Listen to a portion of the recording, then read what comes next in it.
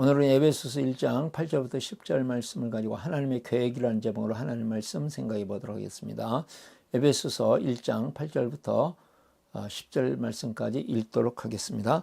하나님은 우리에게 모든 지혜와 총명을 넘치게 주셔서 그리스도 안에서 미리 세우신 하나님이 기뻐하시는 뜻을 따라 하나님의 신비한 뜻을 우리에게 알려주셨습니다. 하나님의 계획은 때가 차면 하늘과 땅에 있는 모든 것을 그리스도 안에서 그분을 머리로 하여 통일시키는 것입니다. 오늘 하나님 말씀의 제목은 하나님의 계획입니다. 하나님의 계획. 10절 말씀에 하나님의 계획은, 하나님의 계획. 한 주간 동안 제가 보내면서 또 지난주에 설교를 못했기 때문에 2주간 동안 이제 감사한 사람이 참 많습니다.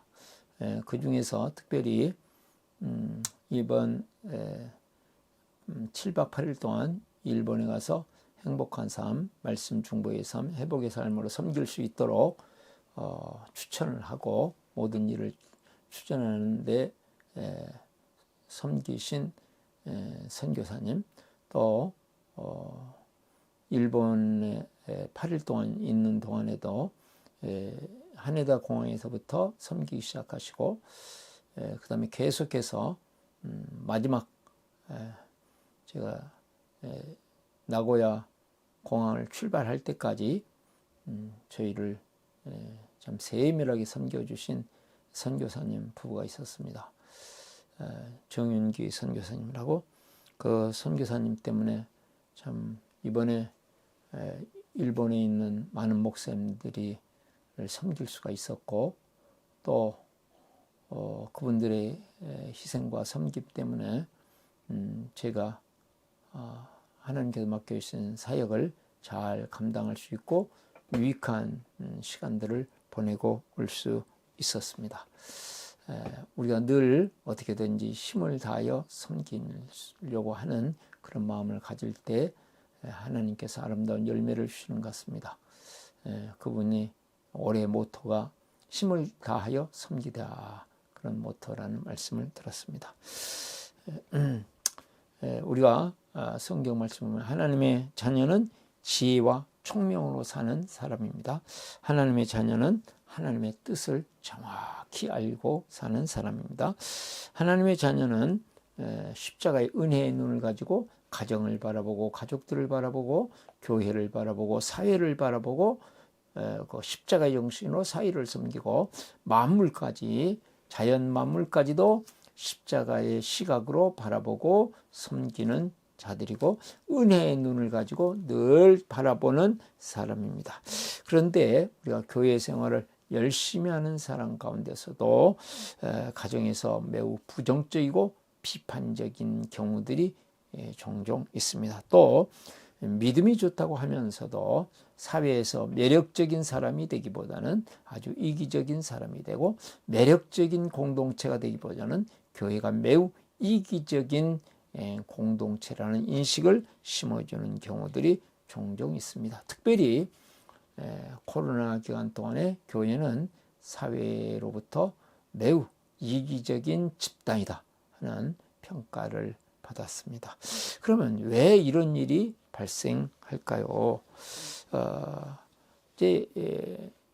이런 일이 발생하지 않도록 보통 사람들은 세상 사람들과 그냥 비슷한 삶을 살면 되지 않느냐. 그래서 세상 사람들과 똑같은 가치관, 세상 사람들과 비슷한 그런 삶의 방법으로 살면 되지 않는가, 그렇게 생각하는 사람들도 있고요. 또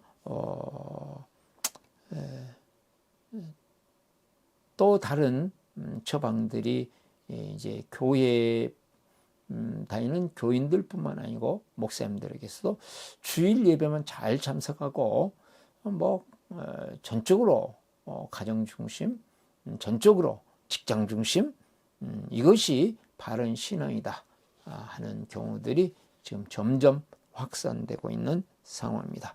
그러면 정말로 우리가 신앙생활을 하면서 이러한 모순이 있는데 이러한 모순의 근본적인 원인은 무엇이고 그것을 어떻게 우리가 대처해 나가야 될 것인지 오늘 말씀을 통해서 찾아보도록 하겠습니다. 오늘 말씀의 주제는 하나님의 계획은 통일시키는 것이다. 하나님의 계획은 통일시키는 것이다. 하나님의 계획은 창세 전에서부터 시작하여 그 다음에 영원한 미래로 이어지는 영원한 계획입니다. 우리는 하나님의 이 원대한 계획 속에서 한 점을 하나의 점과 같은 시대, 점과 같은 장소 속에서 우리는 생활하고 있을 뿐입니다. 잠시 지나가는 점의 상황 속에서 영원한 하나님의 계획을 우리가 바라볼 수 있다는 것은 우리의 큰 복이고 특권입니다. 자, 8절 말씀을 보시면 하나님은 우리에게 모든 지혜와 총명을 넘치게 주셔서 그렇습니다. 하나님께서는 우리에게 지혜를 부어주시고 총명을 부어주십니다. 그러므로 예수님을 믿었다는 사실 자체가 이미 지혜를 가진 사람이고 총명을 가진 사람입니다. 구원받은 사람들은 이 세상에 살면서 그 정체성이 놀랍게 변화되는데 지혜로운 자이고 총명한 자이다. 이게 우리의 정체성입니다. 우리는 세상에 살면서 세상 사람들이 보기에 우리를 어리석다고 말할 수도 있고 내 자신이 바라보면서 참 어리석다 이렇게도 생각할 수 있겠지만 하나님께서는 우리를 보실 때 지혜로운 자요 총명 있는 자다. 우리에게 하나님께서는 모든 지혜를 부어주시고 총명을 부어주셔서 하나님의 원대한 계획을 영원한 계획을 알게 하시기 때문에 그렇습니다. 자, 9절 말씀을 보면 그리스도 안에서 미리 세우신 하나님이 기뻐하신 뜻을 따라 하나님의 신비한 뜻을 우리에게 알려주셨습니다. 하나님께서 지혜와 총명을 부어주셔서 무엇을 알게 하셨는가 하면 하나님의 뜻을 알게 하셨다. 그렇게 말씀하고 있습니다. 그 하나님의 뜻, 그것은 무엇이냐? 그리스도 안에 있는 하나님의 계획, 하나님의 뜻, 하나님의 구원 계획. 그러니까 하나님의 기뻐하신 뜻은 무엇일까? 그것은 그리스도 안에 세우신 하나님의 구원 계획이다. 그러니까 하나님을 정말로 기쁘시게 해드리는 것은 무엇인가? 하나님의 구원 계획을 알고 그 구원 계획의 핵심인 그리스도를 선포하고 가르치고 묵상하는 것이다.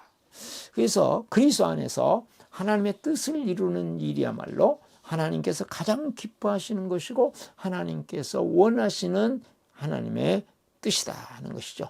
그것을 이제 조금 더 확대해서 말하면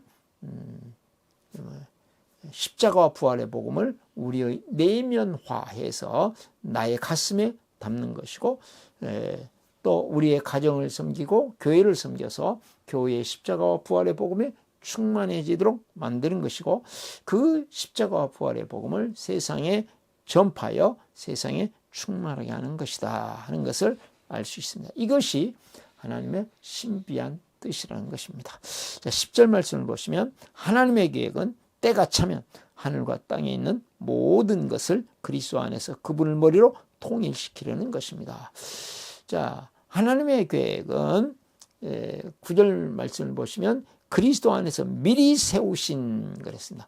이미 세워진 것인데 앞으로 이루어질 것이다. 때가 차면 이루어질 것입니다. 하나님의 때가 되면 그것은 이루어질 영원한 하나님의 계획, 원대한 하나님의 계획이다. 하나님께서는 교회를 통해서 비신자들이 섞여져 있는 이 사회에 하나님의 복음이 전파되기를 원하시고 모든 피조물들을 그리스도의 발 아래 굴복시키시고 회복시키시는 이 사역을 해서 결정적으로 이것을 완성하시는 때가 온다 그 말입니다. 이것이 가지고 있는 의미를 우리는 이제 두 가지 측면에서 생각해 볼 수 있습니다. 복음의 영향력이 만물에까지 십자가의 정신, 십자가의 은혜가 만물을 바라보고 만물을 섬기는 데까지 가야 된다. 자연 만물을 섬기는 것, 환경을 섬기고 자연 만물을 섬기는 데까지 가야 된다. 어떻게든지 생명을 주려고 하는 이 부활의 정신이 실제적으로 이 가정과 교회와 사회에 또 그것을 뛰어넘어서 자연 만물에까지 모든 환경에 이르기까지 갈 수 있도록 섬겨야 된다 하는 말씀이 되겠습니다. 또한 사회 회복, 만물 회복, 전 우주의 회복은 무엇인가? 그것은 십자가와 부활의 복음이다. 하나님 나라의 복음이 모든 사회를 회복시키는 길이고 또 자연 만물을 회복시키는 길이다 하는 것이 되겠습니다. 자, 다른 말로 하면 하나님 나라의 복음을 가지고 하나님의 나라를 이루는 삶이 사회를 진실로 섬기는 삶이고 자연을 사랑하는 삶이 된다. 다시 말씀드리면 복음의 영향력이 사회와 만물에까지 이르도록 하는 것, 그것이 교회가 이 땅에 존재하는 목적이다. 그것이 이제 22절, 23절에 구체적으로 나와 있습니다. 신학적으로 이 10절 말씀은 매우 중요한 우리의 구원의 이제 확장, 구원의 범위가 우리 한 개인에 머무르는 것이 아니라 가정, 그 다음에 사회를 뛰어넘어서 자연 만물, 우리의 모든 환경에까지 다 이루어진 그것의 완성의 때에 영원한 하나님의 나라가 되겠습니다. 그러므로 우리는 우선 우리가 자연 만물에 이르기까지 우선 출발할 거예요. 내 주위에 있는 사람들부터 한 사람 한 사람 복음으로 섬겨야 되는데, 그러려면 나의 자신부터 복음으로 내면화되어야 된다. 이것이 되겠습니다. 이제 지난 주간에 일본을 갔다 오고 이제 한 주간 이제 소망교도소를 섬기지 못하고 그 다음에 이제 2주 행복한 삶을 하고 이제 예수 영접 모임을 해야만 되는 상황이 됐습니다. 이제 14명의 비신자가 3계조로 나눠져 있었는데 저희 교회는 이제 본래 저희 해당되는 분이 4분 비신자가 있었고, 한 분은 제가 2개월 전에 예수 영접 모임에 참석을 시켰는데 예수님을 영접하지 않겠다 했던 분입니다. 그런데 이분이 이번에는 섬김으로 왔다가 결국은 예수님을 구주와 주인으로 믿겠다 확실히 이렇게 선언을 했습니다. 그러면 이분이 예수님을 구주와 주인으로 이렇게 받아들이는 데는 어떤 영향이 있었는가? 뭐 다양한 영향이 있었겠지만 특별히 같은 방에 있으면서 사회에서 의사였던 분이고 참 억울하게 친구의 배신으로 이렇게 지금 감옥에 들어와 있는데 정말 얼굴도 밝고 잘 이렇게 섬겼어요. 참 이 예수님을 영접하지 않았던 이 형제는 사회에서 알코올 중독자였고 가족도 없고 면회오는 사람도 아예 없습니다. 아주 방 안에서도 참 많은 사람들에게 피해를 주는 사람이었는데 바로 옆에서 늘 섬겨주는 이 의사 출신의 형제가 있어가지고 이분이 잘 섬겨줘서 정말 이 형제가 점점 바뀌어지는 것을 봤거든요.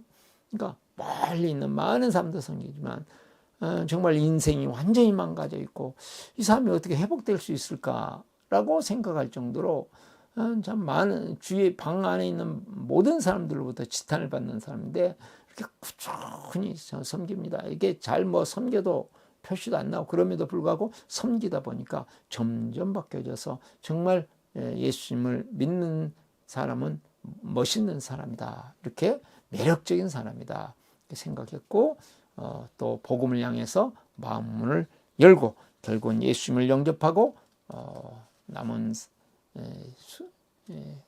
수감 생활 동안에 정말 예수님을 더 깊이 알고 싶다는 소원을 말하는 것을 보았습니다. 오늘 적용 질문입니다. 하나님께서 주신 지혜를 경험해 보셨나요? 자, 그러면 우리가 어떻게 하나님께 통일시키는 그 때를 준비하면서 하나님의 계획을 이루는 삶을 살 수 있을까요? 첫 번째로 좁은 시야를 조금씩 넓혀 갑니다. 자, 9절 말씀에 보면 그리스도 안에서 미리 세우신 하나님이 기뻐하시는 뜻을 따라. 자, 하나님께서 지혜와 총명을 주셔서 우리에게 하나님의 뜻을 알게 하신데 이것은 그리스도 안에서 미리 세우신, 다른 말로 하면 창세전에 세우신 계획이었고 그것은 이제 10절 말씀에 때가 차면 영원한 때에 이루어지는 하나님의 계획입니다. 그래서 이 하나님의 계획은 영원에서 영원으로 이어지는 계획입니다. 그러면 이런 하나님의 원대한 계획, 이 영원한 하나님의 계획을 가로막는 것은 무엇일까요? 그것은 말할 것도 없이 우리의 좁은 시야입니다. 좁은 시야. 하나님은 우리를 영원한 계획 속에서 영원한 계획을 가지고 우리를 찾아오시고 우리와 관계를 맺으시고 우리를 사랑하시고 우리를 대하십니다. 사회를 바라보실 때도 하나님의 원대한 계획 안에서 사회를 바라보시고 하나님께서는 역사를 주관하실 때도 그냥 주먹구구식으로 하는 것이 아니라 영원한 하나님의 계획 속에서 지금 역사를 주관하고 계시고 모든 만물을 다스리고 계시고 전 우주를 다스리고 계십니다. 그런데 우리의 시야가 내 중심으로 좁아져 있으면 하나님의 원대한 계획을 실제는 잘 알 수가 없습니다. 우리의 시야가 이렇게 좁아지는 이유는 무엇일까요? 이해관계에 집중하기 때문입니다. 무엇이 자기에게 이익이 될까? 늘 자기도 모르게 이런 생각 속에 빠지거든요. 이런 판단력을 우리는 가지거든요. 그런데 그것이 하나님의 이 엄청난 계획을 보지 못하게 만든다 그 말이죠. 자기의 이해관계 때문에 시야를 좁히는 것. 하나님의 나라는 하나님의 자기 왕국에 자기 이익에 집중해버리면 하나님의 나라가 보이지 않습니다. 십자가 부활의 복음을 우선하지 않을 때 자기의 상황에 집중하다 보면 하나님의 나라가 보이지 않습니다. 그래서 하나님의 이 원대한 계획, 이 기쁘신 하나님의 뜻, 이 놀라운 하나님의 나라가 우리의 삶에, 우리의 인생 속에 우리의 짧은 생애를 통해서 펼쳐지는 것이 가로막힌다는 것이죠. 그런데 왜 우리가 이 좁은 시야를 실제적으로 벗어나기 어려울까요? 그것은 사람은 누구나 자기중심적으로 태어날 때부터 이걸 죄성이라고 하는데요. 태어날 때부터 그런 사고방식을 가지고 왔고 끊임없이 우리는 지금까지 그것을 세상으로부터 세뇌당했고 부모님으로부터 세뇌당했고 수많은 교육들로부터 세뇌당했고 문화로부터 세뇌당했고 미디어들로부터 끊임없이 우리는 세뇌당해왔고요. 또 우리 자신이 자기 중심적으로 이렇게 살도록 완전히 익숙해졌고 그것이 자기라고 생각하는 것입니다. 실제적으로 우리가 매우 이타적인 삶을 산다고 하면서도 우리 자신들은 어느새 이익적인 사람이 되었습니다. 그래서 구제를 할 때에도 우리는 거기서 자기중심성을 가지고 구제한다. 기도를 할 때에도 자기중심성을 가지고 금식을 하면서도 자기중심성을 가지고 금식을 한다 하는 말씀을 우리 예수님께서 하셨습니다. 그러므로 우리가 우리의 생각을 넓히기보다는 우리의 시야를 넓히기보다는 자기중심적으로 그냥 생각하는 것이 훨씬 자연스럽고 그것이 우리의 몸에 맞는 옷처럼 이렇게 익숙해져 있기 때문에 극복하기가 실제적으로 이론은 쉽지만 실제에 있어서는 쉽지 않은 문제입니다. 그러나 하나님의 나라라는 것은 자기를 부인할 때 누릴 수 있습니다. 자기를 앞세우면 이 하나님 나라의 이 풍성함과 위대한 하나님의 나라가 경험되어지지 않고 하나님의 이 원대한 뜻이 잘 보여지지 않습니다. 세상을 부러워하고 세상을 따라가다가 결국은 세상과 함께 허무한 삶을 살게 되는 것이고, 살아놓고는 다음에 후회하는 인생이 되고 마는 것이죠. 제가 이제 일본에서 좀 몇 곳을 이렇게 여행할 수가 있었습니다. 한 곳은 이누야마 성이라고 하는 성이었는데, 산으로 좀 올라가서 그 다음에 이제 5층 높이로 세워진 일본의 전형적인 국고성, 3대 국고, 5대 국고성이 있는데, 다른 국고성들은, 이런 성들은 다 불타서 없어졌고, 그것을 이제 새로 만들었고, 이것은 그때 지은 그대로 있다고 합니다. 나무로 지었는데, 참 5층을 그 많은 사람들이 올라오고 삐그덕삐그덕 하면서도 건지한 곳이었습니다. 어느 때는 막 이렇게 꼿꼿이 세워서 막 올라가기도 했는데, 맨 꼭대기에 올라서 사방을 다 볼 수 있도록 이렇게 돼 있었는데, 저 멀리까지 다 바라볼 수 있도록 완전히 확 트인 곳이에요. 그러니까 성이 정말로 그냥 우리 한국의 성과는 좀 다르게 가장 높은 곳에서 확 트인, 전반적으로 모든 것을 판단하고 평가할 수 있도록 만든 대표적인 국보, 일본 국보의 성이었습니다. 참 감격스러운 그런 성이었습니다. 뭘 저기까지 올라가나 막 그랬었거든요. 근데 실제로 올라가 보니까 왜 이렇게 성을 지어놨는지를 알게 됐어요. 그런데 이제 그 안에 성주들의 얼굴 이렇게 초상화를 쭉 해놓으면서 현대까지 이르도록 이렇게 해놨습니다. 참 대단한 사람들이죠. 한 시대에 그 주위에 있는 모든 성들을 이렇게 통치하고 지배하던 아주 대단한 사람들이었습니다. 그러나 참 잠시 누리고 갔지만 그것은 죽음과 함께 다 사라져버릴 정말 허상을 붙잡고 가는 것이 아니었는가 하는 것이었습니다. 제가 이제 또 요코하마를 이렇게 가게 되는데, 한 호텔을 보여주면서 우리 선교사님께서 저곳에서 통신사로 왔던 이수정이라는 분이 복음을 만나게 됐고, 거기에서 성경을 번역해서 이수정 성경번이라고 우리 한국 역사에서 유명한 것입니다. 그 성경을 번역하여 많은 사람들에게 복음을 전파할 수 있는 것이 됐다. 뭐 이름이 대단하지도 않고 그냥 거기 선교사 만나고 복음을 전하고 복음을 받아들이고 또 성경을 번역했지만, 그 성경 번역을 통해서 한국의 그때 당시에 참 미개한 나라에 있던 우리나라에 하나님의 나라 복음이 왕성하게 전파될 수 있는 인생을 살면서 한 생을 마감했다. 매우 감동적입니다. 적용 질문입니다. 한 주간 동안 좁은 시야와 자기중심적인 좁은 마음 때문에 실수한 일이 있나요? 하는 것입니다. 두 번째로, 하나님의 영원한 계획을 이루신 예수님을 묵상합니다.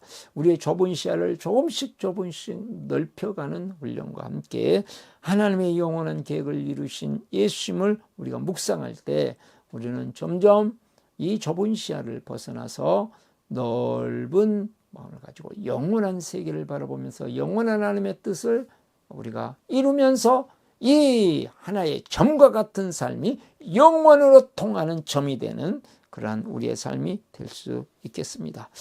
9절에 그리스도 안에서, 10절에 그리스도 안에서, 다 그리스도 안에서를 지금 강조하고 있습니다.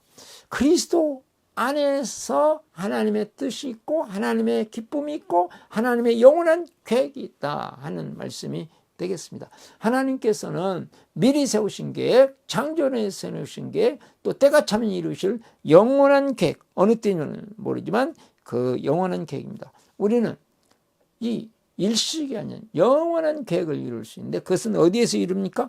그리스도 안에서 이루어진다라고 말씀하고 있습니다. 영원한 계획은, 하나님의 영원하신 계획은 어디에 있습니까? 그리스도 예수 안에 있습니다. 그러므로 예수 그리스도를 묵상할 때 그 예수 그리스도 안에 있는 하나님의 영원한 계획이 우리의 눈에 들어오고 우리의 인생 속에 들어오고 우리의 모든 삶이 영원한 하나님의 계획에서 한 첨을 이루고 정말 의미 있는 삶을 살면서 영원으로 이어지는 축복이 있다는 말씀이 되겠습니다. 하나님의 마음은 우리가 하나님의 영원한 계획 속에 들어와서 이 넓은 시야를 가지고 살아가기를 원하십니다. 그래서 이사야서 52장 3절에 주님께서 이렇게 말씀하신다. 너희가 값없이 팔려갔으니 돈을 내지 않고 속량될 것이다. 내가 주는 값없이 모든 너희의 씨알을 가로막는 죄와 저주와 연약함에서부터 해방될 것이다. 이렇게 말씀하셨습니다. 예수님께서는 이 일을 이루기 위해서 하나님의 자리를 내어놓으시고 하나님의 아들이 인간의 몸을 입고 이 땅에 오셨고 이 땅에 가르치시면서 제자들에게 여러 가지 말씀을 하셨는데 그 중에 하나 어리석은 부자 이야기를 하셨습니다. 어리석은 부자는 이 세상으로 하면 매우 지혜롭고 총명한 부자였습니다. 그러니까 부자였습니다. 정말 다른 사람보다 지혜롭게 경영을 하여 많은 부를 축적할 수 있었습니다. 그리고 내 영혼아, 내 인생의 모든 것을 이뤘거나 기뻐하고 있을 때 하나님께서 말씀하셨습니다. 오늘 밤에 내 영혼을 내가 취해가면 너의 이 엄청난 부가 누구의 것이 되겠느냐, 무슨 의미가 있겠느냐 하는 말씀이 되겠습니다. 다른 한마디로 말씀하면 우리가 살면서 영원한 세계를 바라볼 수 있어야 된다는 말씀입니다.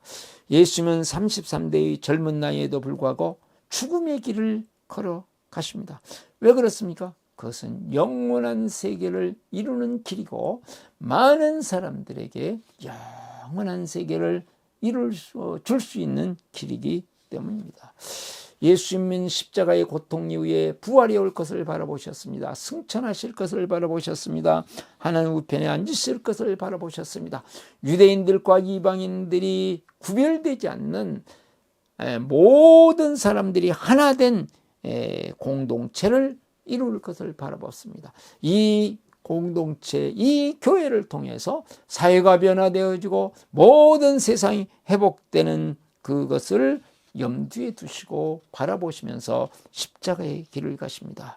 예수님은 우리의 모든 죄와 저주와 우리의 연약함과 우리의 좁은 시야의 허물과 우리의 이해관계, 자기 이익만을 추구하는 우리의 자기 중심성의 그러한 허물을 대신 짊어지시고 십자가에서 죽으신 것입니다. 십자가에서 피를 흘리시면서 우리의 모든 죄와 우리의 저주와 연약함과 우리의 좁은 시야의 허물과 이 자기 이익을 추구하는 자기 중심성의 허물을 완전히 해결하시고 거기에서 우리를 벗어날 수 있는 길을 준비하셨습니다. 그래서 한편 강도에게 네가 나와 함께 낙원에 있으리라 말씀하셨습니다. 예수님은 우리에게 이 놀라운 은혜를 주시기 위해서 사람들의 조롱도 감수하시고 비난도 감수하시고 하늘 문을 여시기 위해서 십자가에서 모든 고통을, 지옥의 고통을, 하나님으로부터 버림받는 고통을 감수하시면서 이 생명의 길을 가셨습니다. 이것은 죽은 자들이 살아나는 길이고 우리가 영생으로 들어가는 길이고 우리가 생명을 얻는 길이고 일시적인 것들이 영원한 것으로 변화되는 길입니다. 그것의 실체가 예수님의 부활입니다. 예수님께서는 우리의 모든 죄와 저주와 연약함과 좁은 시야와 이해관계의 자기중심적인 이런 모든 허물을 무덤에 묻으시고 그 다음에 부활하셨습니다. 그 부활하신 예수님은 성령으로 우리 안에 들어와 계시고 우리와 함께 하시면서 우리로 하여금 좁은 시야를 이제는 영원한 하나님의 계획을 알게 하시고 깨닫게 하시고 지혜와 총명을 부어주시면서 이 십자가의 정신, 부활의 생명, 부활의 능력, 부활의 영광을 주셔서 이제 가정을 하나님의 나라를 이루게 하시고 우리의 사회에 하나님의 복음의 영향력을 주게 하시고 자연 만물까지 완성되는 그날까지 하나님의 뜻을 이루면서 살아갈 수 있는 눈을 열어주십니다. 이번에 이제 한 일본에서 지역 모임에 제가 참석하게 됐습니다. 그러면서 이제 많은 대화를 하는데 거기에서 목회자 세미나도 하시고 평신도 세미나도 하시고 실제적으로 많은 사역을 하시는 핵심적인 활동을 하시는 목사님이 한 분 계셨습니다. 그분이 이제 교회의 이런저런 문제들을 이야기하시고 그것을 해결해서 어떻게 할까요? 어떻게 해야 되나요? 했을 때 그 무엇보다도 중요한 것은 십자가 부활의 복음이 우리 성도들의 사역에, 우리 목자 목녀들의 사역에, 교인들의 신앙생활 모든 삶의 원동력이 십자가의 은혜가 되어야 되고 부활의 생명이 되어야 되고, 그래서 머리에서 깨달은 복음이 이제는 가슴으로 내려와서 이 원동력이 되어 이것이 능력이 되고 이것이 힘이 되고 이것이 지혜가 되어져서 이제 우리의 삶을 살고 우리가 사역을 할 수 있도록 해야 된다. 그러기 위해서는 우리 자신부터 이러한 삶을 살아야 되고 그것을 보여줘야 된다. 이것이 진정한 하나님께서 원하시는 교회를 회복하는 길이지 않는가, 이런 말씀을 드렸습니다. 그랬더니 참 목사님들에게는 들어볼 수 없는 놀라운 고백을 하셨습니다. 목사님의 말씀을 듣고 보니까 제가 저의 목회를 했네요. 나름대로 하나님의 뜻을 찾아 참 열심히 했고, 그랬음에도 불구하고 나의 목회를 했고 주님의 목회가 아니었다는 것을 깨닫습니다. 놀라운 고백이었어요. 이게 쉽지 않거든요. 유능하신 분입니다. 그럼에도 불구하고 그래서 하나님께서 저분에게 정말 지혜를 주시는구나, 총명을 주시는구나. 그렇습니다. 우리의 사회가, 우리의 가정이, 우리 한 사람이 변화되기 위해서는 다른 방법이 없습니다. 성령님께서 우리에게 십자가의 은혜를 부어주셔야 되고, 성령님께서 우리 가슴에 부활의 생명, 부활의 능력, 부활의 영광을 심어주실 때 가능한데, 그러기 위해서 우리는 끊임없이 십자가의 사랑을, 부활의 생명을, 부활의 능력을 묵상하고 고백하고 깊이 생각할 때 가능한 것이죠. 자, 적용 질문입니다. 아무것도 안 할 때 보통 무엇을 묵상하시나요? 세 번째로, 좁은 시야로 답답한 사람을 섬깁니다. 10절 말씀에 하나님의 계획은 때가 차면 하늘과 땅에 있는 모든 것을 그리스도 안에서 그분을 머리로 하여 통일시키는 것입니다. 예수님이 다스리시는 완성된 그 나라를 바라보면서 모든 만물이 예수님 앞에 앞으로 무릎을 꿇는 일이 있을 것입니다. 자, 그런데 우선 우리는 사람입니다. 우리 주위에 있는 사람입니다. 자기만 생각하면서 하나님의 마음이 무엇인지도 모르고 하나님의 마음을 품지 못하는 사람들이 있습니다. 그리스도와는 상관이 없이 살아가는 사람들이 있습니다. 그런 사람들에 대해서 예수님께서 하늘에서 이 땅에 내려오시듯이 우리도 그런 사람들에게 낮은 자세로 찾아가서 섬겨야 된다 하는 말씀이 되겠습니다. 좁은 시야 때문에 자기중심적인 자기 이해관계만 추구하는 매우 이기적인 사람들이 우리 주위에는 참 많습니다. 그래서 어느 때는 답답하기도 하고 어느 때는 존경했다가 실망하기도 하고 그렇습니다. 그러나 우리는 그런 사람들에 대해서 주님의 마음을 가지고 섬겨 나갈 때 진정한 공동체를 이룰 수 있고, 우리는 기도와 섬김을 통해서 그런 사람들에게 참된 영향력을 행사할 수 있습니다.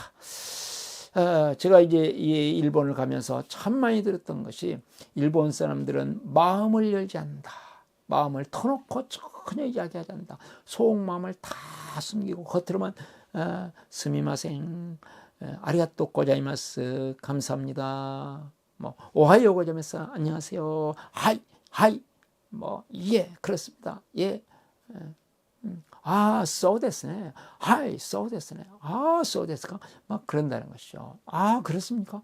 이렇게 겉으로는 매우 상냥하고 이렇게 하는데 실제로는 자기 마음을 다 숨기고 살고 또 특별히 우리 목사님들은 신학적인 자부심이 대단해서 뭐 한국에 와서 어떤 목회자들이 막 가르치려고 그러면 실제로는 전혀 듣지 않는다고 착각하고 있다는 얘기를 들었습니다.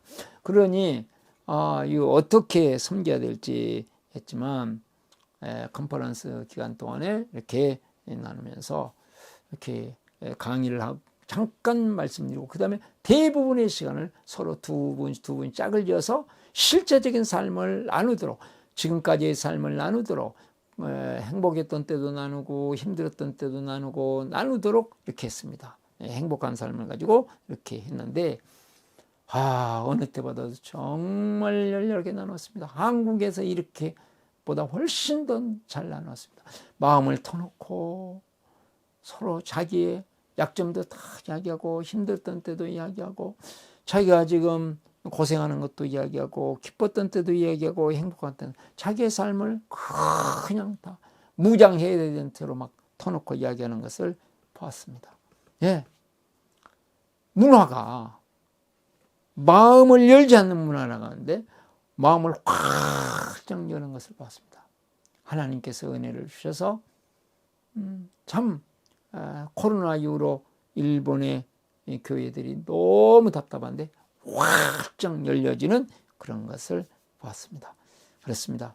우리가 누구든지 정말 섬기려고 하고 그 영혼들을 위해서 기도하기만 하면 하나님께서 은혜를 베풀어 주셔서 그 좁은 시야를 확 열어주시는 은혜가 있을 것으로 믿습니다. 적용 질문입니다. 일주일 동안 누구를 섬기실 것인가요? 하나님께서는 우리가 좁은 시야를 자기중심적인 그런 사고 구조를 뛰어넘어서 넓은 시야, 영원한 세계를 바라보면서 영원한 하나님의 뜻을 이루면서 살기를 원하십니다. 이것을 이루기 위해서 예수님은 십자가에서 죽으시고 부활하셨고 성령님은 우리 안에 계시면서 우리의 시야를 넓혀주실 것입니다. 십자가의 정신으로 섬기게 하실 것입니다. 부활의 생명과 능력과 영광으로 지혜와 총명을 주시면서 승리하게 하실 것입니다. 오심기도 하겠습니다. 나는 죽었습니다. 제가 주인이 아니고 예수님이 저의 주인이십니다. 예수님은 십자가에서 죽으시고 부활하셨습니다. 부활하신 예수님을 가슴으로 만나서 따라가며 간증합니다. 사랑하는 가족과 함께 영광스러운 승리를 노래합니다. 기도하시겠습니다. 은혜가 많으시고 사랑이 많으신 하나님 아버지, 은혜를 감사하고 찬양합니다. 우리의 좁은 시야가 넓혀지기를 원합니다. 십자가의 은혜로 넓혀지기를 원합니다. 부활의 생명, 능력, 영광이 우리의 가슴에 들어와서 넓혀지기를 원합니다. 우리를 통해서 이제 이 십자가의 은혜가 흘러가게 하시고 부활의 생명이 흘러가게 하시고 부활의 능력이 흘러갈 수 있도록 은혜를 부어 주시옵소서. 예수 그리스도의 이름으로 기도드리옵나이다. 아멘.